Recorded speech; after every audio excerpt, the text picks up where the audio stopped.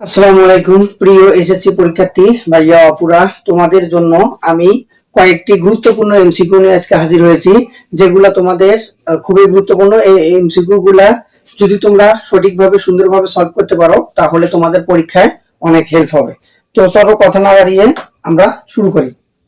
এরপর 5 নম্বর আমাদের যে প্রশ্নটা বলছে, 5 নম্বর প্রশ্নটাতে দেখো, এখানে 5 নম্বর প্রশ্নটা বলছে যে 1 থেকে 19 পর্যন্ত মৌলিক সংখ্যাগুলোর গড় নির্ণয় করতে বলছে।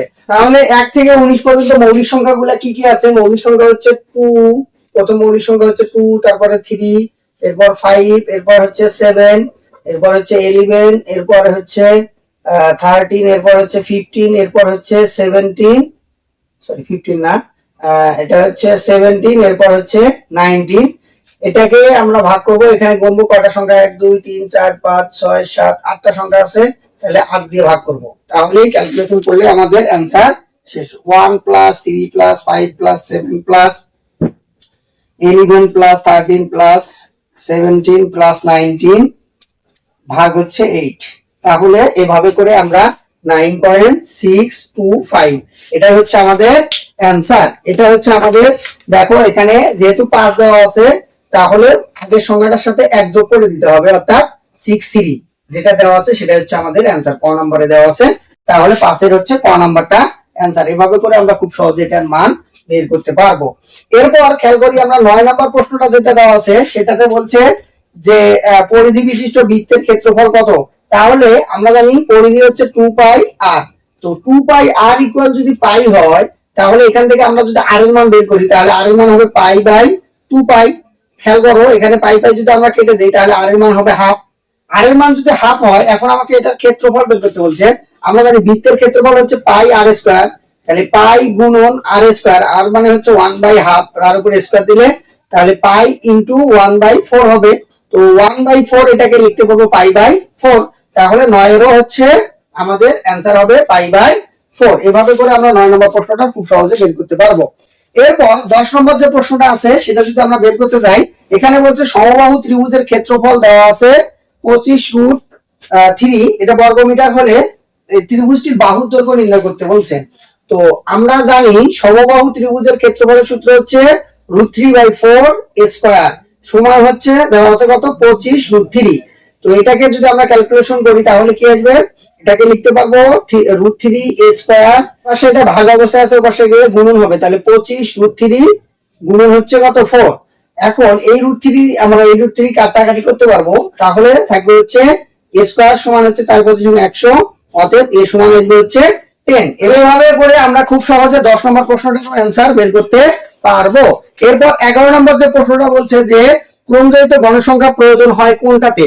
ক্রমজয়িত গণসংখ্যা প্রয়োজন হয়, অর্থাৎ আমাদের যখন আমরা পরিসংখ্যান করতে যাই তখন আমাদের ক্রমজয়িত গণসংখ্যা কোনটার মধ্যে লাগে। আমরা জানি মধ্যক নির্ণয় করতে অবশ্যই আমাদের ক্রমজয়িত গণসংখ্যা লাগে এবং অজীব রেখা অঙ্কন করতে আমাদের ক্রমজয়িত গণসংখ্যা লাগে, কিন্তু প্রচুরক নির্ণয় করতে আমাদের কখনো কোনো ক্রমজয়িত গণসংখ্যার প্রয়োজন হয় না, যার কারণে আমরা বলতে পারবো 1 এবং 2 এটা হচ্ছে ঠিক। এরপর যদি আমরা 12 নম্বর প্রশ্নটাতে আসি, 12 নম্বর প্রশ্নটাতে বলছে, 12 নম্বর প্রশ্নটাতে যদি আমরা আসি, এই 12 নম্বর প্রশ্ন বলছে উপাত্তের সর্বোচ্চ মান দেওয়া আছে, সর্বনিম্ন মান পরিসর দেওয়া আছে, তাহলে সর্বনিম্ন মান কত। তো যদি কখনো আমাদের এইরকম সর্বনিম্ন মান নির্ণয় করতে বলে, সর্বনিম্ন মানটাকে আমরা ধরে নেব x, তাহলে আমাদের কাজ কিন্তু শেষ। অর্থাৎ সর্বনিম্ন মান যদি আমাকে বের করতে বলে তাহলে এটাকে আমরা x ধরে নেব, তাহলেই কাজ শেষ। তাহলে আমরা জানি যে পরিসর সমান কি, তাহলে আমরা লিখতে পারবো পরিসর সমান হচ্ছে সর্বোচ্চ মান, এখানে সর্বোচ্চ মান দেওয়া আছে হচ্ছে 97, 97 বিয়োগ x যোগ 1 ইকুয়াল হচ্ছে কত, 48। তাহলে লিখতে পারবো 97 বিয়োগ হলো x সমান হচ্ছে 8 প্লাস ওপাশে গিয়ে মাইনাস হবে, তাহলে লিখতে পারবো যে 97 বিয়োগ হচ্ছে 47 সমান হচ্ছে x। তাহলে এটাকে যদি আমরা বাদ দেই তাহলে আসবে হচ্ছে x এর মান আসবে, অতএব আমরা বলতে পারবো x এর মান হচ্ছে 50। তাহলে এইভাবে করে আমরা খুব সহজে 12 নম্বর প্রশ্নের आंसर বের করতে পারবো। এরপর 14 নম্বর প্রশ্নটাতে বলছে ফাংশন অফ x এর মান যদি হয় তাহলে -3। 14 নম্বর প্রশ্নটা ক্যালকুলেটরে আমরা জাস্ট এই মানটা উঠায় দেব, তাহলেই দেখা যাবে খুব সহজে আমরা বের করতে পারবো। এখানে যেহেতু -3 বলছে, অর্থাৎ আমি -3 এর উপরে কিউব দিলে হবে হচ্ছে 27, এরপর বলছে যে এক্স স্কোয়ার, তাহলে এক্স স্কোয়ার হলে মাইনাসের উপর স্কোয়ার দিলে প্লাস হবে, তাহলে প্লাস 9a। এরপর খেয়াল করো এটা 6, তাহলে মাইনাসে মাইনাসে প্লাস, 3 6 হচ্ছে 18, এরপর -9 ইকুয়াল 0। এখান থেকে আমরা এর মান বের করলেই আমাদের কাজ শেষ। তো এটাকে যদি আমরা ক্যালকুলেশন করি তাহলে খেয়াল করব যে এটা থেকে এটা যদি বাদ দেই তাহলে 9a মাইনাস 18 সমান হচ্ছে 0, বা 9a সমান 18, বা a সমান হচ্ছে 18/9, এটা হচ্ছে 2, তাহলে a এর মান হচ্ছে 2। এভাবে করে আমরা খুব সহজে 14 নম্বর প্রশ্নের এর মান বের করতে পারবো। এরপর 15 নম্বর যে প্রশ্নটা আছে সেটা যদি আমরা ক্যালকুলেশন করতে যাই, 15 নম্বর প্রশ্নটাতে বলছে যে a ইনটু 2a মাইনাস 3 সমান হচ্ছে হাফ দেওয়া আছে। তো এটা কি অবস্থায় আছে গুণন, তাহলে আমি লিখতে পারবো 2a 3, এটা হচ্ছে 1/2a।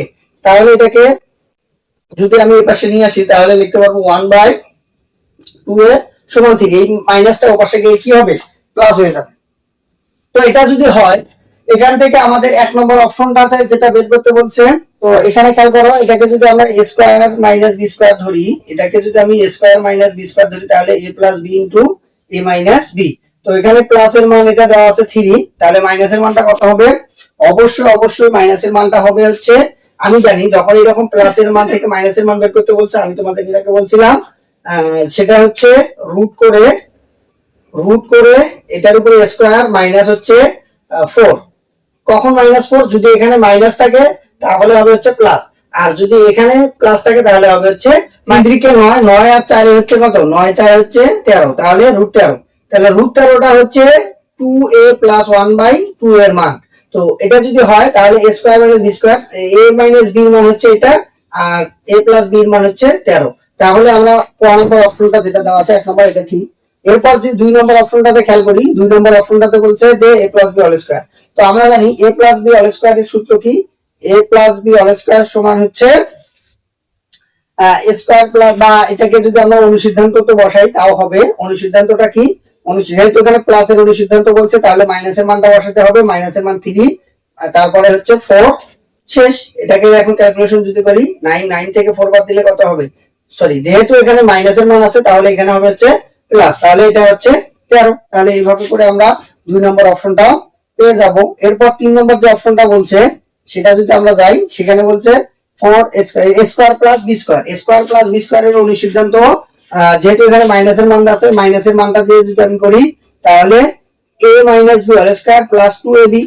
তাহলে এখানে হচ্ছে দেখো 3 থেকে 9, 9 এর সাথে 2 যোগ করলে কত, 11। তাহলে এটাও আমার ঠিক। তাহলে আমি বলতে পারবো 15 1 2 3 তিনটা অপশন যে তিনটা দেওয়া আছে তিনটাই সঠিক।